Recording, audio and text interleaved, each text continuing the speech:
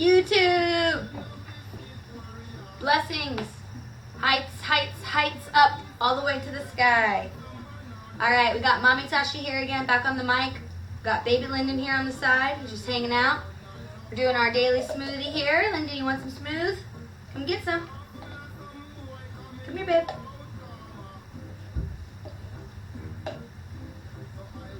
Yummy.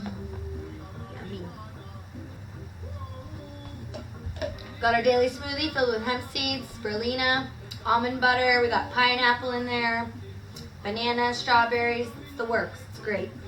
Good stuff.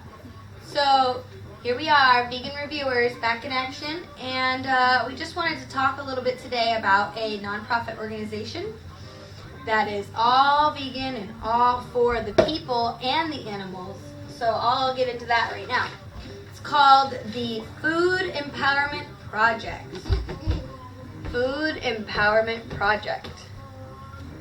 It's a nonprofit based out of Cotati, California, near Santa Rosa. It's literally like a next door neighbor to Santa Rosa. And I found out about this nonprofit. I was watching a documentary on Netflix and I happened to see, thank you baby. Oops. Here. What's up? Good job. I happened to see their name on this documentary. So I looked them up and then I contacted them and I was just kind of emailing back and forth and I asked if they had any literature they could send me. So they sent me some pamphlets here. A couple things about this organization.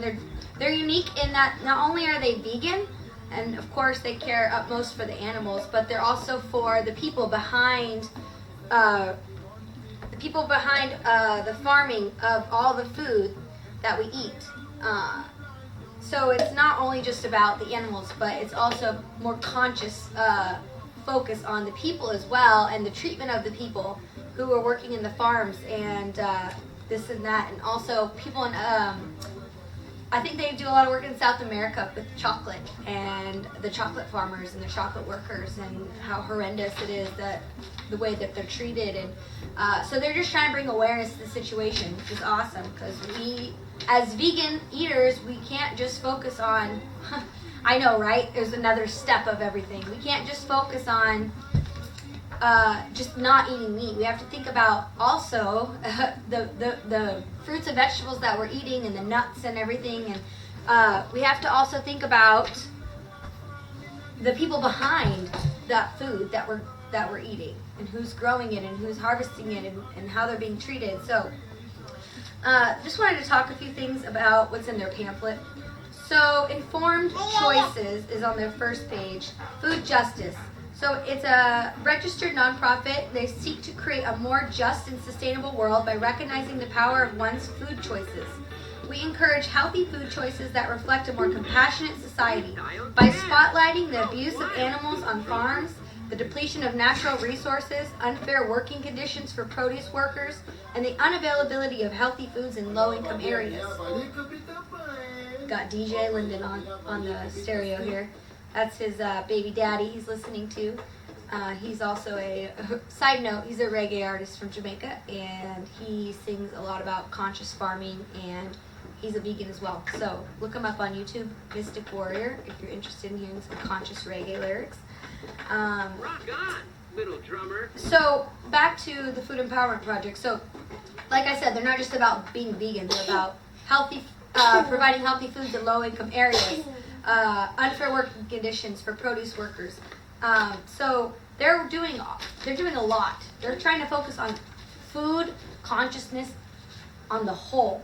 So we have to be grateful for that because not a lot of people are looking at food consciousness as a whole. They're looking at one aspect. They're looking at being organic, or they're looking at being green, or whatever they want to call it, the green movement, or they're looking at being vegan, but they're doing all of that and then some. So I really appreciate that. So they talk in here about veganism, of course. 10 billion land animals are killed every year. In this country alone, 10 billion animals. That's just, for me, like, that's unfathomable to even imagine And it's kind of like, it's a nightmare, actually, that would go on. I can't believe it's Hey, 10 drummer, billion. drop the beat. Includes cows used in the dairy industry and hens exploited for their eggs, all of whom end up slaughtered for low-grade products like hamburger and soup. Gross.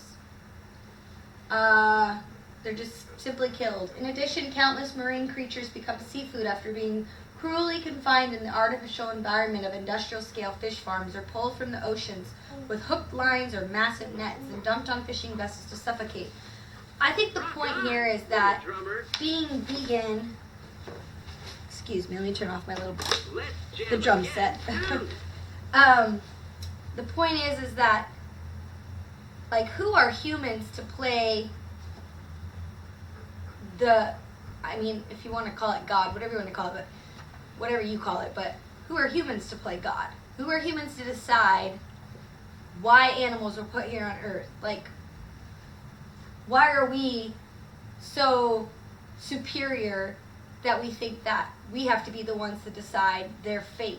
Why can't animals decide their own fate? I don't understand where the intervention of human beings always has to come in and man always has to slaughter and this and that. I mean, thou shalt not kill. Let's not forget, if that's your reference point, is the Bible. Thou shalt not kill.